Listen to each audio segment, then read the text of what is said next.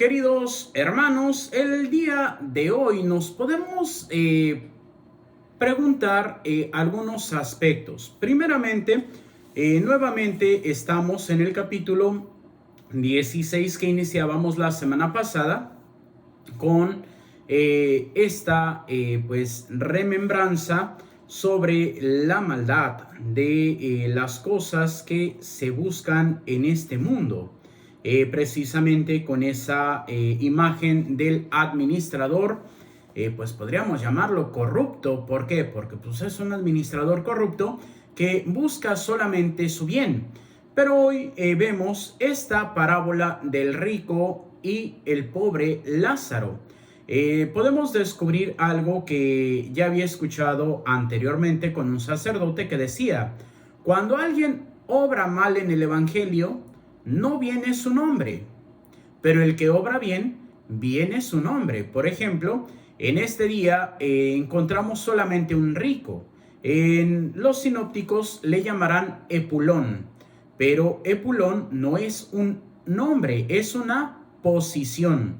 Epulón, o este rico, era un sacerdote que pues tenía su función de ser como el que contentaba a los dioses.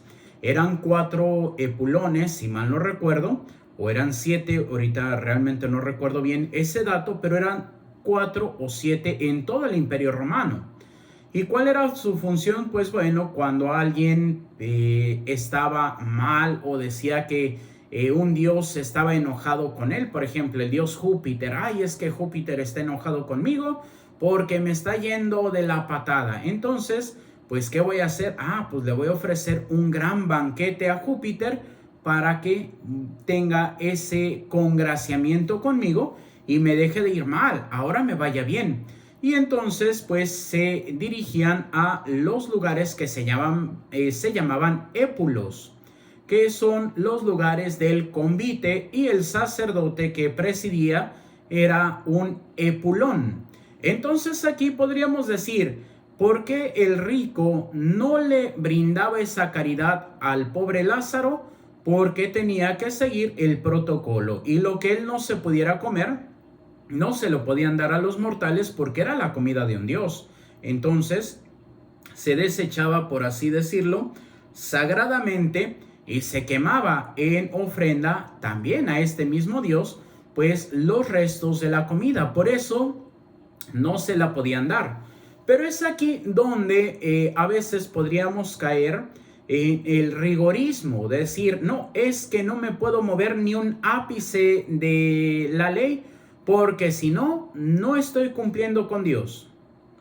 O podemos tomar la otra opción de que, no, pues es que yo no tengo que servir a Dios. Por ejemplo, bueno, no tengo que servir a Dios como se me dice, yo puedo hacer mi camino. Y aquí podríamos usar un dicho mexicano que dice: ni tanto que queme al santo, ni tanto que no lo alumbre.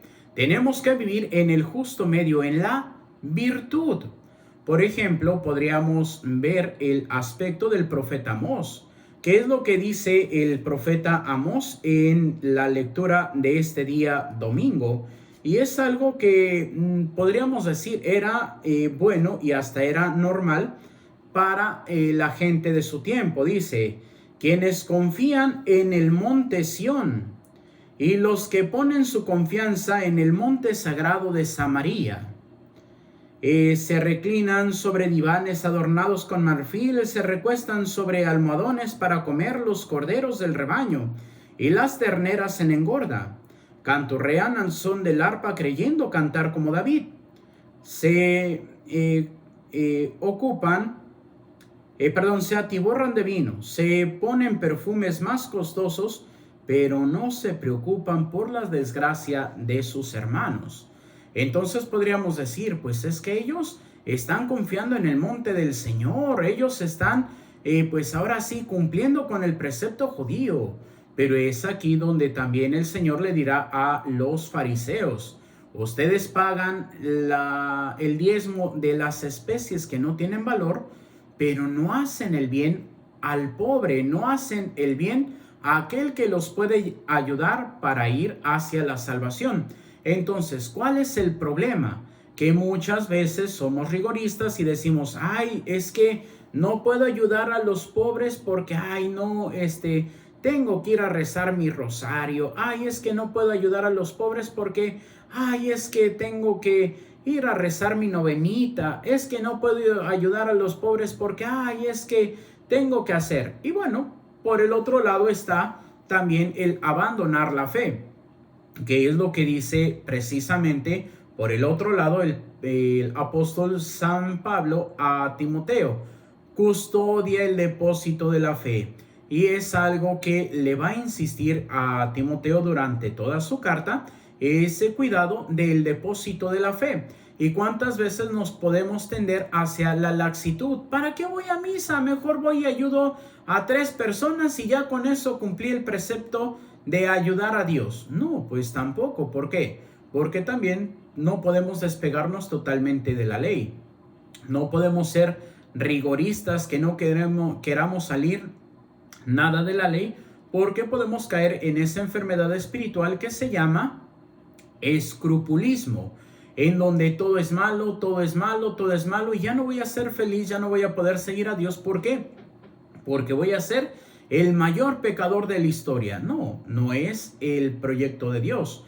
Pero tampoco el decir, ay, no, pues ¿para qué voy a misa? No, ¿para qué cumplo los mandamientos? Al cabo Diosito me va a perdonar. Tampoco. Es precisamente en donde les decía, ni tanto que queme al santo, ni tanto que no lo alumbre. Si leemos los 10 mandamientos, pues el tercer mandamiento dice, santificarás las fiestas. ¿Qué significa esto de santificar las fiestas? Pues ahora es escuchar misa entera los domingos y las fiestas de guardar. ¿Y cuántas veces pasan domingos y domingos y domingos y no voy a misa? Y luego voy a misa y quiero pasar a comulgar. No, es un pecado mortal porque va en contra del honor de Dios. Y dirán, ay padre, ¿cómo que va en contra del honor de Dios? Bueno, pues yo no soy tan viejo, pero pues sí, ya tampoco se dice coloquialmente, ya tampoco me coso al primer hervor. Pero es precisamente que cuando yo llevé el catecismo, se decía una frasecita antes de decir los 10 mandamientos, que era, los mandamientos de la ley de Dios son 10, los 3 primeros en honor de Dios y los 7 últimos en provecho del prójimo. Y es ahí donde tenemos que ver que yo tengo que servir a Dios plenamente, pero también tengo que ver por el bien de mi prójimo. Y es aquí en donde yo puedo decir, ay, no, es que yo me voy a desvivir y voy a ayudar a todos los pobres que hay en el mundo. ¿Para qué? Ay, para sentirme bien de que ayudo a los pobrecitos. Ay, es que para sentirme que yo soy muy buena persona. Pues fíjense que si actuamos de esa manera, pues no vamos realmente a ganar algo. ¿Por qué? Porque como dice el capítulo 6 del Evangelio de San Mateo, cuando dice precisamente, cuando des tu ofrenda, que tu mano izquierda no sepa lo que hace la derecha, para que ahí en lo secreto se dé tu ofrenda y tu Padre que ve lo secreto te recompensará. Porque de qué sirve que demos nuestra ofrenda si la vamos anunciando con tambores, con trompetas, para que digan, ay, miren qué bueno es, ya está ayudando a todos los pobres. No, la ayuda al prójimo en el plan de Dios se llama caridad. ¿Y cómo tiene que ser la caridad? En secreto. Y es precisamente todas las obras de Dios por el bien de los demás tienen que ser en secreto. ¿Para qué? Para que sean contadas por Dios. Y es ahí en donde yo no voy a ayudar al pobre porque sea pobre. Voy a ayudar al pobre porque estoy sirviendo a Dios en mi hermano necesitado. Voy a servir a Dios en mi hermano enfermo. Voy a servir a Dios en mi hermano que tiene un problema. Voy a servir a Dios en mi hermano que es ignorante. Porque ahí tenemos que cumplir las obras de misericordia. Y tenemos 7 corporales y 7 espirituales. Las corporales pues son muy simples: dar de comer al hambriento, dar de beber al sediento, hospedar al forastero, vestir al desnudo, visitar al enfermo, visitar al encarcelado y enterrar a los difuntos. Pero también tenemos las obras espirituales, que son dar consejo al que lo necesita, corregir al que se equivoca, soportar con paciencia las flaquezas de los débiles. También tenemos que consolar a los tristes, tenemos que orar por vivos y difuntos, etc. Es ahí donde podemos descubrir que podemos hacer también algo que podríamos decir, por ejemplo, de los últimos terremotos por allá en China, nuestros hermanos que están sufriendo la persecución en Nicaragua y también en Colombia, que están empezando a hacer una persecución, por el padrecito fulanito que está allá en medio del África evangelizando. No puedo hacer nada por ellos en este momento, pero ¿qué sí es lo que puedo hacer? Puedo rezar, puedo orar por ellos para que el Señor les dé la fortaleza. ¿Y eso cuánto me cuesta? Nada. ¿Y lo estoy haciendo por esos pobrecitos que están sufriendo en Nicaragua? No, lo estoy haciendo por amor a Dios, para que el Señor les dé la fortaleza a esos hermanos que sufren, para que sean mártires de Cristo. Y aquí decir mártir de Cristo, no estoy diciendo de que, ay Padre, entonces está pidiendo que se mueran los sacerdotes que están ahí encarcelados en Nicaragua. No, no estoy pidiendo eso. Estoy pidiendo que sean testigos. La palabra mártir significa testigo, y el martirio es el testimonio. Y es algo que nos falta hoy. No damos un buen testimonio de Cristo. ¿Por qué? O porque me quiero refugiar en lo bonito, en Diosito, en la Virgencita, y no salir a la ayuda de mi prójimo, o me puedo tender como tendió algo que se llama la teología de la liberación. No, vámonos por el pobre, vamos a servir al pobre, vamos a liberar al cautivo, y pues hay que tomar las armas, no hay que tener a Diosito, porque Diosito no nos va a dar la salvación, pero las armas sí. Entonces vamos a ir a bendecir las armas para que también Diosito tenga. No, eso no es. Y eso es lo que se le llama la teología de la liberación. Y como escuchaba un sacerdote, ahorita no recuerdo cómo se llama este sacerdote, pero decía, hoy lo que llamamos progresismo es lo que ha mutado de la teología de la liberación. Y entonces estamos pidiendo pues una teología ecologista, pedimos una teología feminista, pedimos una teología homosexual, pedimos una teología que ¿qué es lo que hace? Tratar de acabar con la teología de presentarnos a Dios. Y por ejemplo, algo que muchos dicen, ay, es que la iglesia no tiene que hablar de la condenación, no tiene que hablar del infierno, porque Diosito es amor. Sí, Diosito es amor, pero yo no soy el que estoy tomando el tema de la condenación. Es el mismo Cristo que lo está tomando. Por eso dice, el rico se lo enterraron y se fue al lugar de castigo.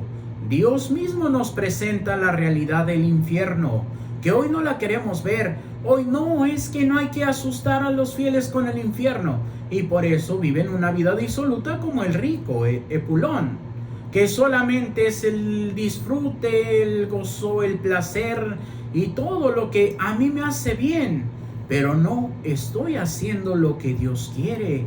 Ese es el problema. Hoy vivimos en una sociedad que quiere la felicidad, pero no la felicidad según el plan de Dios, sino la felicidad según el plan del mundo. Bebida, mujeres o hombres, diversión y bienes materiales. Pero todo eso, ahora sí que, como dice una vieja canción, porque no es canto, es una canción del mundo, dice, ¿para qué quieres el dinero? Si a la tumba no te lo llevas. Lo único que nos podremos llevar a la tumba son nuestras buenas obras.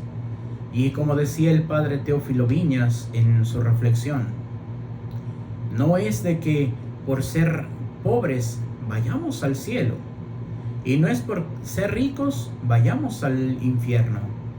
Cada quien tiene que responder a Dios en ese servicio a Dios y a los hermanos. Nadie es tan rico que no pueda aceptar una ayuda, y nadie es tan pobre que no pueda dar una ayuda. Por eso, trata de vivir tu vida siguiendo los pasos de Cristo. Primero Dios y después mi prójimo. amar a Dios sobre todas las cosas y a tu prójimo como a ti mismo. Trata de vivir siempre esta gracia y esta paz. Y pues lo único que podemos decir es, Dios es amor y te ama.